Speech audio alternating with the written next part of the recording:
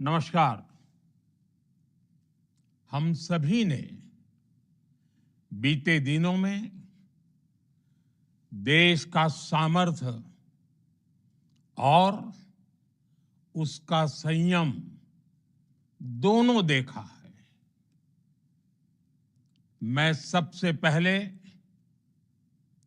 भारत की पराक्रमी सेनाओं को, सशस्त्र बलों को, हमारी खुफिया एजेंसियों को, हमारे वैज्ञानिकों को,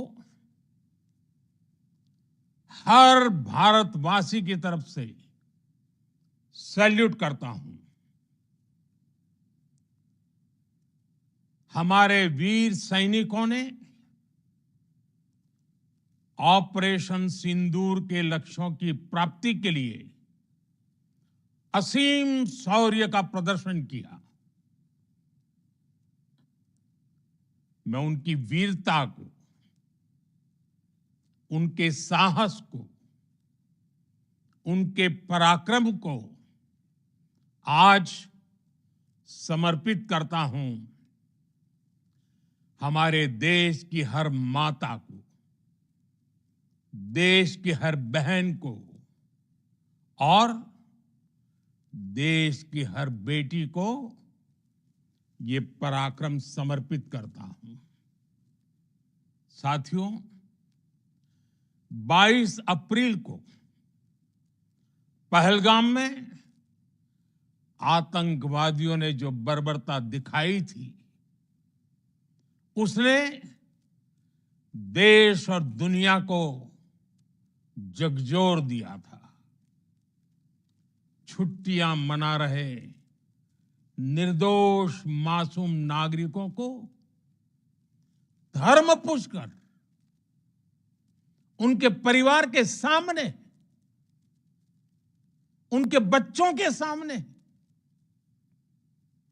बेरहमी से मार डालना, यह आतंक का बहुत विभत्स चेहरा था, क्रूरता थी। ये देश के सद्भाव को तोड़ने की घिनौनी कोशिश भी थी। मेरे लिए व्यक्तिगत रूप से ये पीड़ा बहुत बड़ी थी। इस आतंकी हमले के बाद सारा राष्ट्र, हर नागरिक, हर समाज, हर वर्ग, हर राजनीतिक दल एक स्वर में आतंक के खिलाफ कड़ी कार्रवाई के लिए उठ खड़ा हुआ। हमने आतंकवादियों को मिट्टी में मिलाने के लिए भारत की सेनाओं को पूरी छूट दे दी और आज हर आतंकी, आतंक का हर संगठन जान चुका है कि हमारी बहनों बेटियों के माथे से सिंदूर हटाने का अंजाम क्या होता है। साथियों, ऑपरेशन सिंदूर ये सिर्फ नाम नहीं है, ये देश के कोटि कोटि लोगों की भावनाओं का प्रतिबिंब है। ऑपरेशन सिंदूर न्याय की अखंड प्रतिज्ञा है।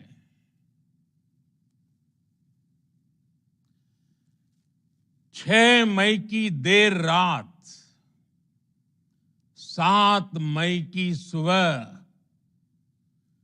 पूरी दुनिया ने इस प्रतिज्ञा को परिणाम में बदलते देखा है। भारत की सेनाओं ने पाकिस्तान में आतंक के ठिकानों पर, उनके ट्रेनिंग सेंटर्स पर सटीक प्रहार किया। आतंकियों ने सपने में भी नहीं सोचा था कि भारत इतना बड़ा फैसला ले सकता है। लेकिन जब देश एकजुट होता है, नेशन फर्स्ट की भावना से भरा होता है, राष्ट्र सर्वोपरि होता है, तो फौलादी फैसले लिए जाते हैं, परिणाम लाकर दिखाए जाते हैं। जब पाकिस्तान में आतंक के अड्डों पर भारत की मिसाइलों ने हमला बोला, भारत के ड्रोन्स ने हमला बोला, तो आतंकी संगठनों की इमारतें नहीं, बल्कि उनका हौसला भी थर्रा गया। बहावलपुर और मुरिद के जैसे आतंकी ठिकाने एक प्रकार से ग्लोबल टेररिज्म की यूनिवर्सिटीज रही है। दुनिया में कहीं पर भी जो बड़े आतंकी हमले हुए हैं, चाहे 9/11 हो, चाहे लंदन ट्यूब बॉम्बिंग हो, या भारत में दशकों से जो बड़े बड़े आतंकी हमले हुए हैं, उन सब के तार कहीं ना कहीं आतंक के इन्हीं ठिकानों से जुड़ते रहे हैं। आतंकियों ने हमारी बहनों का सिंदूर उजाड़ा था, इसलिए भारत ने आतंक के ये हेडक्वार्टर्स उजाड़ दिए। भारत के इन हमलों में 100 से अधिक खूंखार आतंकवादियों को मौत के घाट उतारा गया है। आतंक के बहुत सारे आका बीते 2.5-3 दशकों से खुलेआम पाकिस्तान में घूम रहे थे, जो भारत के खिलाफ साजिशें करते थे। उन्हें भारत ने एक झटके में खत्म कर दिया। साथियों, भारत की इस कार्रवाई से पाकिस्तान घोर निराशा में गिर गया था, हताशा में गिर गया था, बौखला गया था। और इसी बौखलाहट में उसने एक और दुस्साहस किया। आतंक पर भारत की कार्रवाई का साथ देने के बजाय पाकिस्तान ने भारत पर ही हमला करना शुरू कर दिया।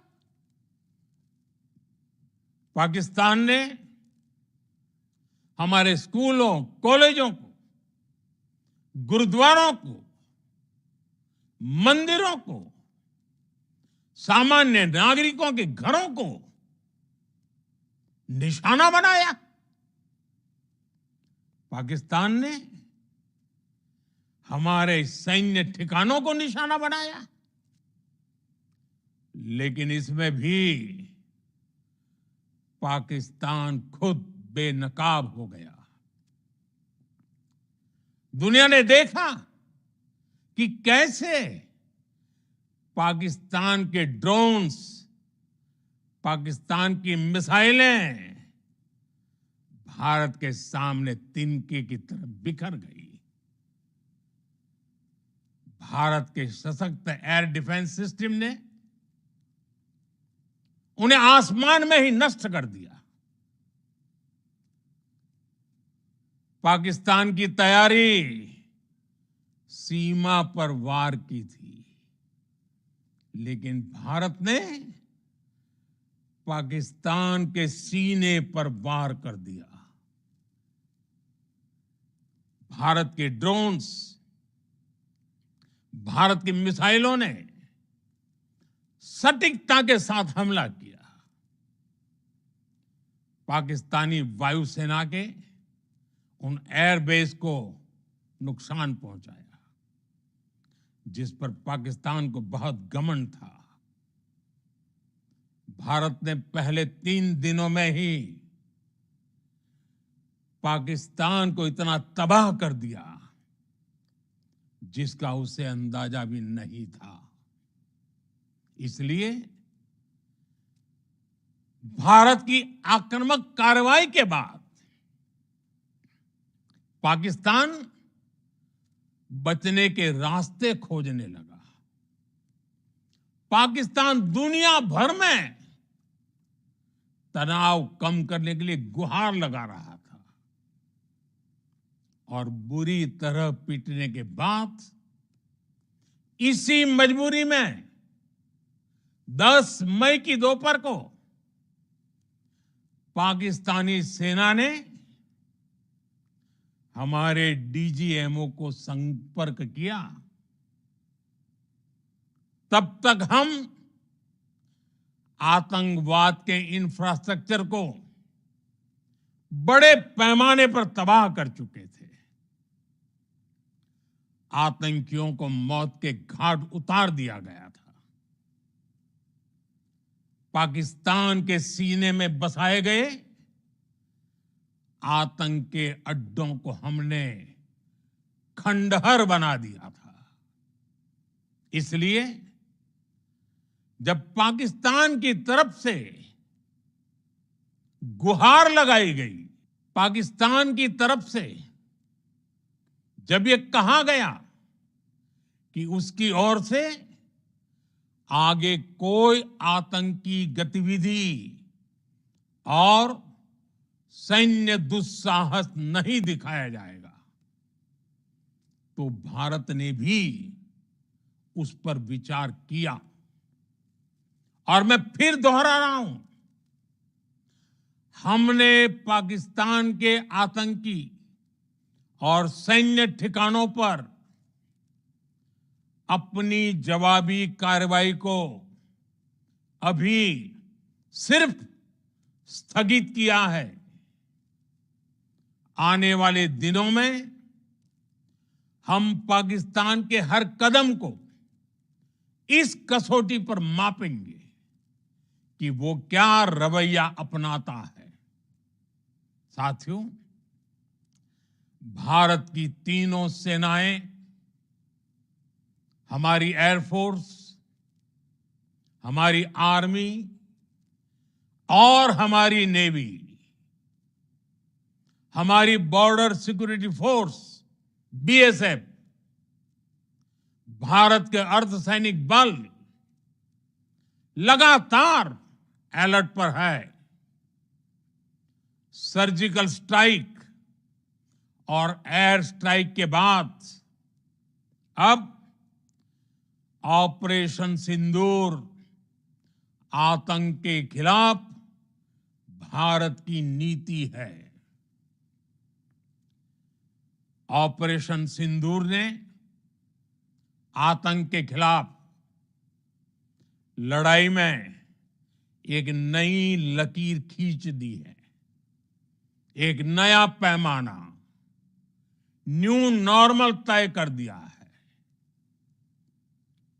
पहला, भारत पर आतंकी हमला हुआ तो मुंह तोड़ जवाब दिया जाएगा। हम अपने तरीके से, अपनी शर्तों पर जवाब देकर रहेंगे।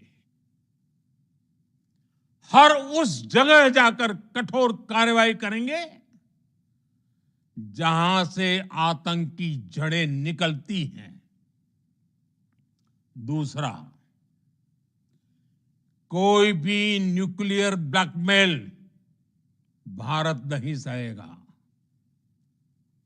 न्यूक्लियर ब्लैकमेल की आड़ में पनप रहे आतंकी ठिकानों पर भारत सटीक और निर्णायक प्रहार करेगा। तीसरा, हम आतंक की सरपरस्त सरकार और आतंक के आकाओं को अलग अलग नहीं देखेंगे। ऑपरेशन सिंदूर के दौरान दुनिया ने पाकिस्तान का वो घिनौना सच फिर देखा है, जब मारे गए आतंकियों को विदाई देने पाकिस्तानी सेना के बड़े बड़े अफसर उमड़ पड़े। स्टेट स्पॉन्सर्ड टेररिज्म का ये बहुत बड़ा सबूत है।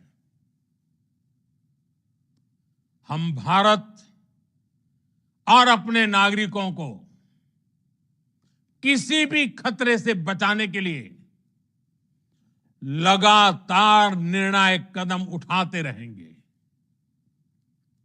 साथियों, युद्ध के मैदान पर हमने हर बार पाकिस्तान को धूल चटाई है और इस बार ऑपरेशन सिंदूर ने नया आयाम जोड़ा है।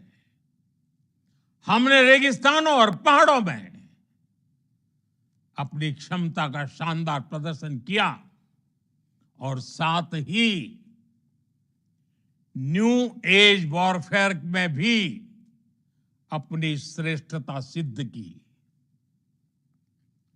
इस ऑपरेशन के दौरान हमारे मेड इन इंडिया हथियारों की प्रामाणिकता सिद्ध हुई। आज दुनिया देख रही है 21वीं सदी के वॉरफेयर में made in India defence equipments, इसका समय आ चुका है। साथियों, हर प्रकार के आतंकवाद के खिलाफ हम सभी का एकजुट रहना, हमारी एकता हमारी सबसे बड़ी शक्ति है। निश्चित तौर पर ये युग युद्ध का नहीं है, लेकिन ये युग आतंकवाद का भी नहीं है। टेररिज्म के खिलाफ जीरो टॉलरेंस, ये एक बेहतर दुनिया की गारंटी है। साथियों, पाकिस्तानी फौज, पाकिस्तान की सरकार जिस तरह आतंकवाद को खाद पानी दे रहे हैं, वो एक दिन पाकिस्तान को ही समाप्त कर देगा। पाकिस्तान को अगर बचना है तो उसे अपने टेरर इंफ्रास्ट्रक्चर का सफाया करना ही होगा। इसके अलावा शांति का कोई रास्ता नहीं है। भारत का मत एकदम स्पष्ट है। टेरर और टॉक एक साथ नहीं हो सकते। टेरर और ट्रेड एक साथ नहीं चल सकते और पानी और खून भी एक साथ नहीं बह सकता। मैं आज विश्व समुदाय को भी कहूंगा, हमारी घोषित नीति रही है अगर पाकिस्तान से बात होगी तो टेररिज्म पर ही होगी। अगर पाकिस्तान से बात होगी तो पाक ऑक्युपाइड कश्मीर पीओके उस पर ही होगी। प्रिय देशवासियों, आज बुद्ध पूर्णिमा है। भगवान बुद्ध ने हमें शांति का रास्ता दिखाया है। शांति का मार्ग भी शक्ति से होकर जाता है। मानवता शांति और समृद्धि की तरफ बढ़े, हर भारतीय शांति से जी सके, विकसित भारत के सपने को पूरा कर सके, इसके लिए भारत का शक्तिशाली होना बहुत जरूरी है। और आवश्यकता पड़ने पर इस शक्ति का इस्तेमाल भी जरूरी है। और पिछले कुछ दिनों में भारत ने यही किया है। मैं एक बार फिर भारत की सेना और सशस्त्र बलों को सैल्यूट करता हूं। हम भारतवासी के हौसले,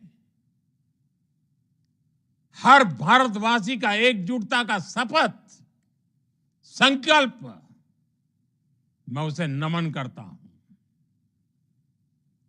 बहुत बहुत धन्यवाद। भारत माता की जय। भारत माता की जय। भारत माता की जय।